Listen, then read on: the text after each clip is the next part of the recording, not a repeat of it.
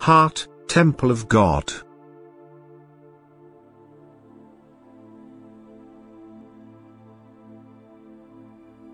The fact that earthly life was given to you is a grace for which you must constantly be grateful to me, even if suffering oppresses you and you have no earthly joys to show for it.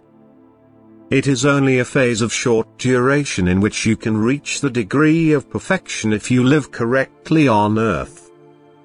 But in order to use a gift of grace correctly, you have to be properly instructed by the giver as to how he wants this gift of grace to be utilized, otherwise no advantage would accrue to you and you could not be held responsible either.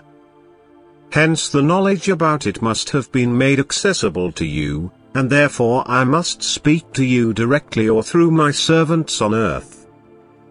And you must listen to me or pay attention to the words of my servants, because the knowledge of my will cannot be conveyed to you otherwise.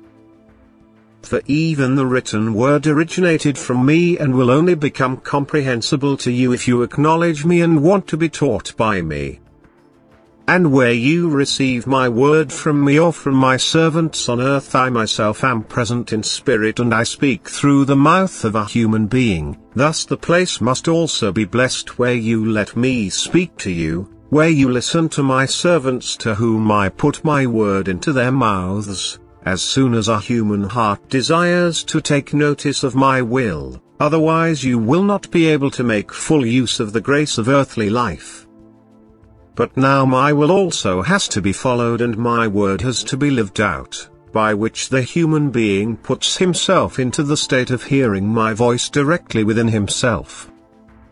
Then he can mentally question me everywhere and at any time and he will receive an answer, for his own heart has become the place where I am present and instruct him.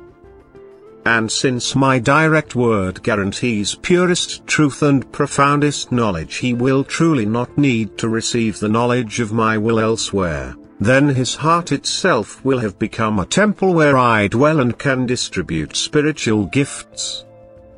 And as soon as the human being has made himself into a temple of God, he needs no other places to receive my word. Then he calls me to himself through a heartfelt thought and I am present wherever he dwells. Therefore, all of you, let your heart become God's temple, let me myself enter you and open your heart to me if I knock and desire entrance.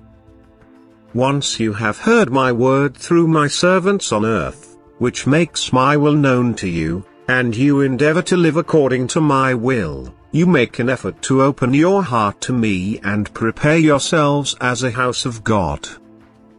And if you are of good will, I will help you, for with my love and grace I am constantly with you, my living creations, to whom I gave life in order to lead them to perfection. Amen.